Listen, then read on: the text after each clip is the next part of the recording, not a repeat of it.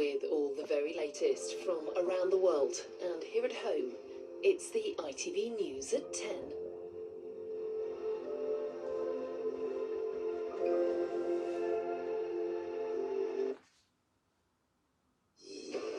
The fragile ceasefire between the US and Iran is under threat tonight. Both sides claim they've attacked each other's vessels, raising fears of a further escalation, and the Strait of Hormuz remains blocked. There's a lot of energy out there of ships all over the world that are loaded up with it. They can't do much with it because they got kidnapped by a pretty evil place. Also tonight, 3 dead and a British national seriously ill on a cruise ship in the Atlantic. All we want right now is to feel safe, to have clarity, and to get home. Passengers are stuck on board after a suspected outbreak of a deadly virus. Hearts are beating that little bit faster as they close in on their first title for 66 years.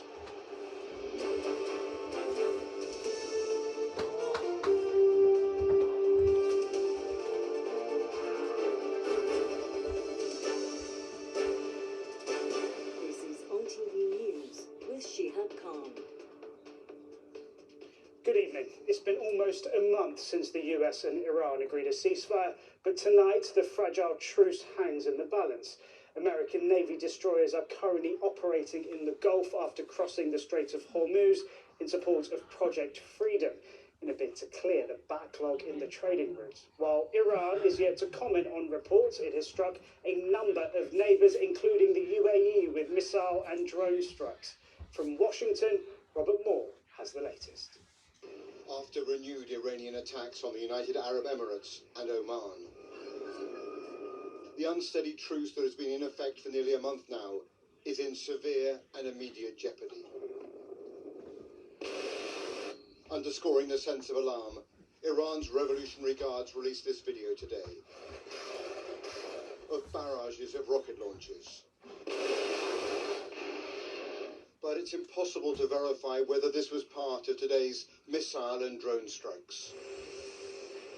President Trump has ordered the start of what he has called Project Freedom, an attempt by the US Navy to secure safe passage for the hundreds of ships unable to transit through the Strait of Hormuz for fear of Iranian attack.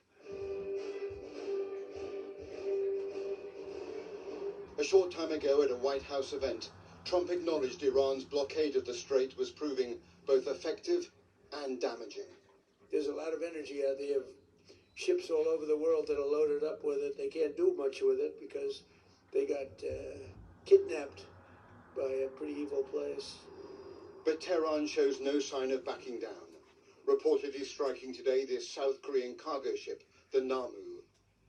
To that, Trump responded on social media, Iran has taken some shots at unrelated nations with respect to the ship movement Project Freedom, including a South Korean cargo ship. Perhaps it's time for South Korea to come and join the mission. We've shot down 7 small boats. 115, you were entering the area of the military blockade.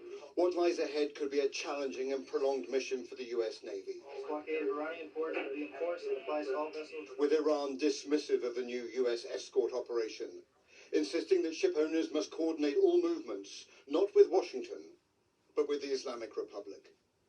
President Trump must decide this week whether diplomacy has entirely collapsed, and if so, does he accept de facto Iranian supervision of the Strait of Hormuz, or does he reignite the conflict with further bombing raids on Iran? Robert Moore, ITV News, Washington.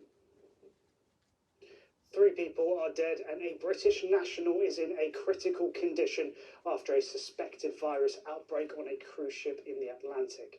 The vessel, carrying more than 100 passengers, including 23 British nationals, is now off the coast of Cape Verde, where passengers are not being allowed to disembark. Sapa Chowdhury has the details. An adventure cruise cut short by a deadly outbreak. 3 people have now died aboard the MV Hondius as it sailed from Argentina to Cape Verde. The suspected cause, a rare infection known as hantavirus. Often the first symptoms are flu-like, fever, headache, aching muscles and joints. It's only later when you get hemorrhage or you get severe respiratory involvement that it becomes very serious. Officials are calling it a serious medical situation. On April 11th, a 70-year-old Dutch man died on board. Almost 2 weeks later, his body was sent for repatriation via St. Helena, accompanied by his 69-year-old wife. And within just 3 days, on April 27th, the company learned she also died. And then on May 2nd, a third death of a German national.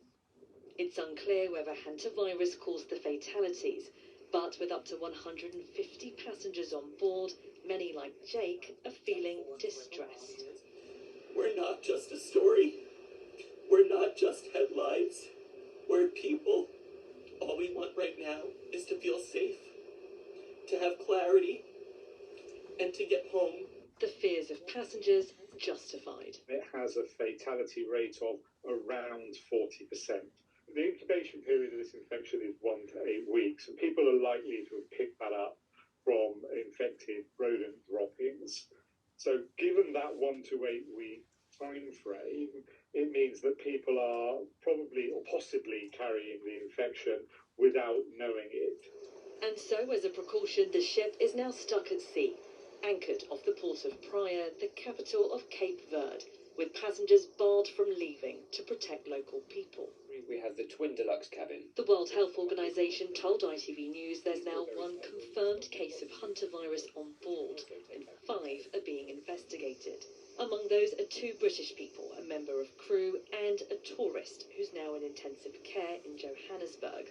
And with 23 UK nationals still on board, the Foreign Office say they'll offer support if needed. Sabah Chowdhury, ITV News. 2 people have died after a car ploughed into a crowd of shoppers in Leipzig in Germany. Another 2 people were seriously injured. Local police say they have detained the driver who had fled after the incident. Back here, counter-terrorism police are investigating an arson attack on a memorial wall in Golders Green last week, and they've arrested 2 people. A 46-year-old man and a 38-year-old woman were arrested this morning at an address in Romford in East London on suspicion of arson with intent to endanger life. They are currently in custody. And the former mayor of New York, Rudy Giuliani, is in a critical but stable condition in hospital, according to his spokesperson. No details on his illness have been released, but President Trump called him a true warrior.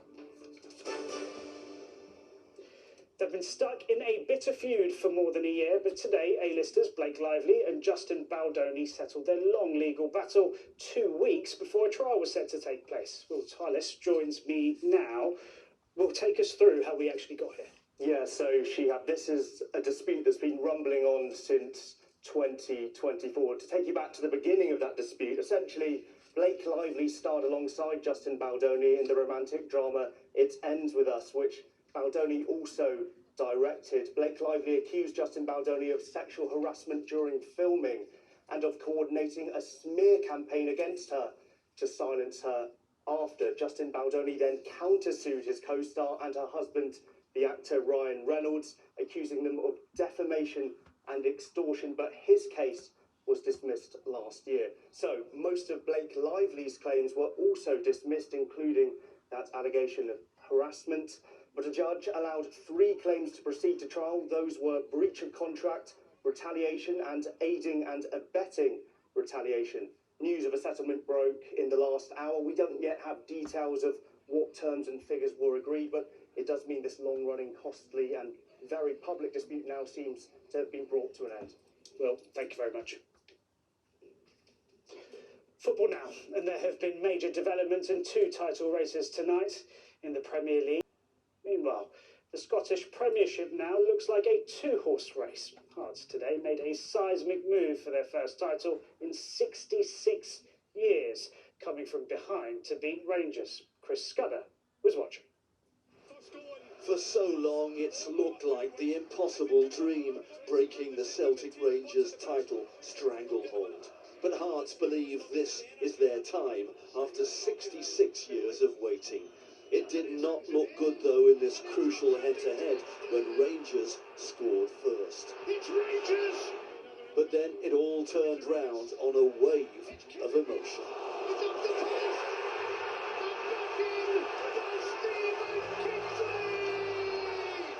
And if that wasn't enough, the outsiders then struck a killer blow. Lawrence Shankland, the hero, with what could be a title-defining goal. Tynecastle was shaking with joy. Cue pandemonium as the long-suffering fans celebrated wildly. Rangers now look out of it, and only Celtic can stop these brave hearts from breaking the old firm's hearts after all these years. Chris Scudder, ITV News. And finally, if you want to know what promotion means to a city that has waited a quarter of a century for Premier League football, then look no further than Coventry.